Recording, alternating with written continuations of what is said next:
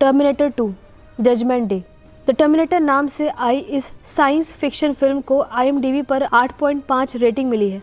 2 घंटा 17 मिनट की इस फिल्म को प्रोड्यूस और डायरेक्ट किया है जेम्स कैमरन ने। फिल्म जुलाई 1991 को USA में रिलीज हुई थी। फिल्म के इस भाग में हम देखते हैं कि एक टर्मिनेटर फ्यूचर से पास्ट में आता है ताकि वो बचपन में ही जॉन कॉनर को मार दे, ताकि वो बड़ा होकर लड़ पाने के काबिल ही ना रहे।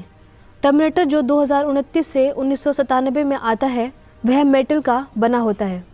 वह अर्नोल्ड से अधिक एडवांस्ड है जिसे हमने पिछले भाग में देखा था। टर्मिनेटर जिस चीज़ को छूता है वह उस चीज़ की तरह ही बन जाता है। इस टर्मिनेटर को नष्ट करना बहुत मुश्किल है। दूसरी तरफ हम देखते हैं कि 2029 से 1997 तक एक और टर्मिनेटर भेजा जाता है। जॉन कॉनर ही इस टर्मिनेटर को पास्ट में भेजता है ताकि खुद को बचा सके। लेकिन आप सोच रहे होंगे कि ये भी तो एक टर्मिनेटर है, लेकिन जॉन कॉनर ने उसे रीप्रोग्राम करके पास्ट में भेजा था। अब 1997 में 2 टर्मिनेटर हैं, एक जॉन की रक्षा करना है और दूसरा जॉन को मारना चाहता है। 1997 में हम देखते हैं कि जॉन एक शरारती लड़का है। वह लोगों के ATM चुरा लेता है और मशीन हैक करके पैसे ले लेता है। इसमें हमें यह भी पता चलता है कि अपनी माँ सारा कॉनर के साथ रहने के बजाय जॉन एक मैरिड कपल के साथ रहता है, क्योंकि सारा कॉनर मेंटल असाइलम में थी और जॉन को उस शादीशुदा जोड़े ने गोद लिया है। हम सारा कॉनर को मेंटल असाइलम में देखते हैं क्योंकि उसने एक कंप्यूटर फैक्ट्री में विस्फोट करने की कोशिश की थी। पुलिस ने जब पूछा तो उसने टर्मिनेटर और जॉन की पूरी कहानी बता दी। इससे उन्हें लगता है कि सारा कॉनर मानसिक रूप से बीमार है और उसे मानसिक उपचार की ज़रूरत है। अब हम फिल्म में जॉन कॉनर का घर देखते हैं। एक टर्मिनेटर जॉन के बारे में पूछ रहा था। टर्मिनेटर एक ट्रक के साथ जॉन कॉनर का पीछा करता है ताकि वह जॉन को एक दुर्घटना में मार डाले। इस बीच अर्नोल्ड वहां आता है जो ट्रक के टायरों को शूट करते हुए जॉन कॉनर को अपनी बाइक पर शिफ्ट कर लेता है और वह वहां से भाग जाता है। उसकी आग के कारण वह ट्रक विस्फोट हो जाता है क्योंकि वह एक तेल ट्रक था, लेकिन टर्मिनेटर अभी भी जीवित था। जॉन अर्नोल्ड से पूछता है कि क्या आप टर्मिनेटर हैं, क्योंकि उसकी माँ ने उसे टर्मिनेटर के बारे में सब कुछ बता दिया है। वह उन पर कभी विश्वास नहीं करता, लेकिन आज उन्हें देखकर उन्हें अपनी माँ पर विश्वास है। यहाँ वह अर्नोल्ड से पूछता है कि क्या तुम मुझे मारने आए हो। अर्नोल्ड उससे कहता है कि नहीं, मैं यहाँ तुम्हें मारने के लिए नहीं बल्कि तुमको बचाने के लिए आया हूँ। वह उसे अपने साथ आने के लिए कहता है, लेकिन जॉन कहता है इससे पहले मैं घर जाना चाहता हूँ। अर्नोल्ड का कहना है कि टर्मिनेटर आपके घर पर होगा, इसलिए हम वहाँ नहीं जा सकते, और यह सुनकर वह उससे सहमत हो जाता है। लेकिन वह कहता है कि मैं अपने घर पर फ़ोन करना चाहता हूँ, यह देखने के लिए कि मेरे माता पिता जीवित हैं। जब वह अपने घर फ़ोन करता है तो उसकी माँ कॉल रिसीव करती है और उससे बहुत प्यार से बात करती है, लेकिन ऐसा आज से पहले कभी नहीं हुआ था। और उधर उनका डॉग भी अजीब तरह से शोर मचा रहा था। जब जॉन सब अर्नोल्ड को बताता है तो अर्नोल्ड उससे फ़ोन ले लेता है और अर्नोल्ड जॉन के आवाज़ में बात करने लगता है।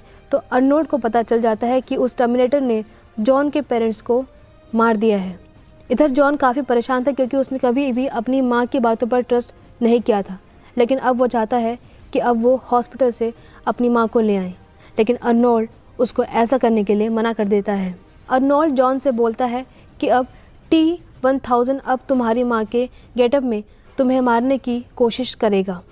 फिर जॉन उससे पूछता है कि वह टर्मिनेटर किसी और का गेटअप कैसे कर लेता है। अर्नोल्ड उसे कहता है वह पहले उस इंसान को मारता है और फिर उसका गेटअप अपना लेता है। यह सुनकर जॉन अपनी माँ के लिए और अधिक चिंतित हो जाता है। अर्नोल्ड कहता है कि अब से वह उसकी हर बात मानेगा। तब जॉन उसे ऑर्डर देता है कि तुम मेरी माँ को बचाओगे। नेक्स्ट सीन में हम देखते हैं कि सारा कॉनर जॉन कॉनर की माँ अस्पताल से भागने की कोशिश कर रही थी।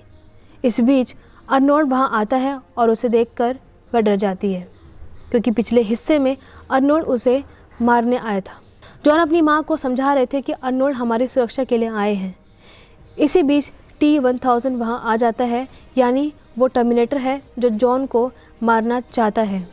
अर्नोल्ड उसका मुकाबला नहीं कर पाता क्योंकि वह कुछ ज़्यादा ही एडवांस था, इसलिए वे वहाँ से भागने लगते हैं, लेकिन टर्मिनेटर उन कार को पकड़ लेता है। अब अर्नोल्ड कार से बाहर आता है और टर्मिनेटर पर कई बार फायर करता है। इससे वह कार से काफ़ी दूर गिर जाता है और अंत में कार में वहाँ से भागने में कामयाब हो जाता है। यहाँ हम देखते हैं कि जॉन को बचाते समय अर्नोल्ड के शरीर पर कई गोलियां लगी थी। सारा एक मैकेनिक की दुकान पर जाकर उसकी गोलियां निकालने लगती है और इस दौरान जॉन उनसे पूछता है कि आप कितने साल जिंदा रहते हैं। फिर वह बताता है कि हमारी बैटरी का समय 120 साल है। वह उसे पूछता है कि क्या आप अन्य चीज़ें सीखते हैं। इस पर अर्नोल्ड उसे बताता है कि जितना अधिक हम मनुष्य के बीच में रहते हैं उतना ही हम उन्हें सीखते हैं। जब जॉन फिर से उसकी प्रोग्रामिंग के बारे में पूछता है तो वह उसे बताता है कि मेरे सिर में एक चिप है जिसके माध्यम से मुझे एक प्रोग्राम दिया गया था। इसके साथ वह यह भी बताता है कि यह चिप कैसे निकल सकता है। अगले सीन में हम उन तीनों को एक कार में यात्रा करते हुए देखते हैं। सारा उससे पूछती है कि उन स्काईलैंड कंप्यूटर को किसने बनाया है। अर्नोल्ड उसे बताता है कि डायसन उन कंप्यूटरों को बनाएगा और फिर सभी रोबोट और मशीनें उसी प्रोग्राम पर काम करेंगी। इसके साथ वह उसे यह भी बताता है कि भारी वायुयान भी इस कार्यक्रम का उपयोग करेंगे और वह यह भी बताता है कि जब वे कंप्यूटर पर सब कुछ समझ जाएंगे और उन्हें अपनी शक्तियों का पता चल जाएगा तब वे रूस पर हमला करेंगे। रूस पर आक्रमण करने से इस संसार का विनाश होगा और इस परमाणु युद्ध में 30 करोड़ लोग मारे जाएंगे। जो लोग बच जाएंगे वे उन मशीनों को ख़त्म करने के लिए लड़ेंगे और वे लोग उस वॉर को जजमेंट डे नाम देंगे। इधर सारा अपने दोस्त के पास आती है जहां उसने कई हथियार रखे हैं। वे इस शहर को छोड़ने की योजना बना रहे हैं, लेकिन तभी सारा एक सपना देखती है जिसमें उसने देखा कि सारी दुनिया समाप्त हो गई है। वह तय करती है कि वह पहले डायसन के पास जाएगी। डायसन जो उन कंप्यूटर सिस्टम को बनाने का काम कर रहे थे ताकि ना तो वो स्काईलैंड कंप्यूटर बनाए जाएंगे और न ही दुनिया होगी। जब वह डायसन के पास पहुंच जाती है तो देखती है कि वह उस कंप्यूटर चिप पर काम कर रहा था। सारा उस पर फायर करती है लेकिन वह बच जाता है। जब वह दौड़ रहा था तो सारा ने उसे फिर से गोली मार दी और ये गोली उसके कंधे पर लगती है और वो गिर जाता है। शायद डायसन को भी पता नहीं है कि वह क्या कर रहा है। इसके साथ जॉन और अर्नोल्ड भी यहाँ आ जाते हैं। वे डायसन को सच बताते हैं और सबसे पहले डायसन को इस पर विश्वास नहीं होता, लेकिन जब अर्नोल्ड अपना हाथ काटता है और उसे दिखाता है और तब वो उन पर विश्वास करने लगता है, क्योंकि इससे पहले उनकी प्रयोगशाला में भी ऐसा ही एक हाथ था। तब डायसन फैसला करता है कि वो सब कुछ डिलीट कर देगा, लेकिन इसके लिए उन्हें एक साइबर टाइम कंपनी के पास जाना होगा जहाँ पर उनके सभी कामों का कलेक्शन है। साथ ही उसके पास पहले आए टर्मिनेटर का हाथ और चिप भी है। अगर वे इस प्रोजेक्ट को रोकना चाहते हैं तो उन्हें इन सभी चीज़ों को नष्ट करना होगा। और जब वे साइबर टाइम पहुंचते हैं और डेटा एकत्र कर रहे होते हैं तो सुरक्षा गार्ड को शक हो जाता है, जिससे वो सिक्योरिटी अलार्म बजा देता है और जिस कारण वहाँ के सभी पासवर्ड चेंज हो जाते हैं और तभी पुलिस भी वहाँ पहुँच जाती है। लेकिन इससे पहले ही वे सारे पेपर्स को जला देते हैं और उनसे चिप और हाथ भी ले लेते हैं। इसके साथ ही T-1000 वहाँ पहुँचता है और T-1000 हेलीकॉप्टर से उनका पीछा करता है। जाते जाते सारा उस हेलीकॉप्टर को लगातार शूट कर रही थी और साथ ही टर्मिनेटर का एक फायर भी सारा को लग जाता है। यहाँ आग के साथ हेलीकॉप्टर नष्ट हो जाता है और विस्फोट के कारण एक कंटेनर ड्राइवर अपना कंटेनर छोड़कर वहाँ से भाग जाता है। अब इस ट्रक में ये टर्मिनेटर उन तीनों का पीछा करने लगता है और आगे बढ़ते हुए हम देखते हैं कि जॉन और सारा की कार एक कारखाने के पास दुर्घटनाग्रस्त हो जाती है और वो ट्रक भी एक दुर्घटना का शिकार हो जाता है जिसे टर्मिनेटर T-1000 चला रहा था। उस ट्रक में नाइट्रोजन होने के कारण सारा नाइट्रोजन उससे गिर जाता है, क्योंकि वह रोबोट लिक्विड मेटल से बना था, इसलिए वह जम जाता है। फिर अर्नोल्ड उस पर गोलियां चला देता है जिससे वह कई टुकड़ों में बट जाता है। कुछ समय के लिए उन्हें लगता है कि वह मर चुका है, लेकिन अगले ही पल उसके सभी अंग जुड़ जाते हैं और वह फिर से रोबोट बन जाता है।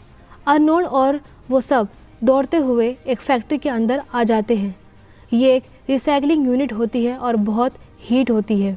अर्नोल्ड सारा और जॉन को वहाँ से जाने का बोलकर T-1000 से लड़ने लगता है, लेकिन T-1000 ने अर्नोल्ड का हाथ एक मशीन के नीचे दबा दिया और वो आगे बढ़ जाता है ताकि वो जॉन को मार सके। हम देखते हैं कि सारा जॉन को एक मशीन में बैठाती है और उसे नीचे भेजती है जिससे कि वह यहाँ से भाग सके। और जब T-1000 सारा को मारने वाला था तो अर्नोल्ड पीछे से आ जाता है और अर्नोल्ड सारा को तो बचा लेता है, लेकिन लड़ाई के दौरान T-1000 अर्नोल्ड के शरीर में एक आयरन रॉड डाल देता है। इसके चलते अर्नोल्ड मर जाता है। और वह टर्मिनेटर जॉन को फंसाने के लिए सारा की शक्ल ले लेता है और जैसे ही जॉन उसके पास जाने वाला था, असली सारा पीछे से आ जाती है। वह जॉन को वहाँ से दूर रहने के लिए कहती है और यहाँ सारा उस टर्मिनेटर को लगातार शूट कर रही थी और टर्मिनेटर पर गोलियों का कोई असर नहीं हो रहा था। यहाँ सारा की बंदूक की गोलियाँ ख़त्म हो जाती है और अब वह टर्मिनेटर सारा को मारने के लिए आगे बढ़ता है, लेकिन यहाँ फिर से एक ट्विस्ट है। यहाँ अर्नोल्ड आ जाता है और टर्मिनेटर पर एक गोली चलाता है। अर्नोल्ड उसे फायर करता है और वह आग में गिर जाता है और पिघल जाता है। टर्मिनेटर के ख़त्म होने के बाद वे उस हाथ को और उसके पास जो चिप थी उसे भी आग में फेंक देते हैं ताकि वो ख़त्म हो जाए, लेकिन अभी भी एक चिप बाकी थी जो अर्नोल्ड के अंदर थी, यानी अब अर्नोल्ड को भी मरना है। इसके बाद अर्नोल्ड भी खुद को आग में फेंककर खुद को ख़त्म कर देता है और इसमें जॉन उदास हो जाता है। फिल्म का बजट था 94 से 102 मिलियन अमेरिकन डॉलर और फिल्म को लिखा था जेम्स कैमरन और विलियम विशन ने। मुख्य किरदार निभाए थे अर्नोल्ड श्वार्ज़नेगर, लिंडा हैमिल्टन और रॉबर्ट पैट्रिक ने। फिल्म का वर्ल्ड वाइड कलेक्शन था 520.9 मिलियन अमेरिकी डॉलर।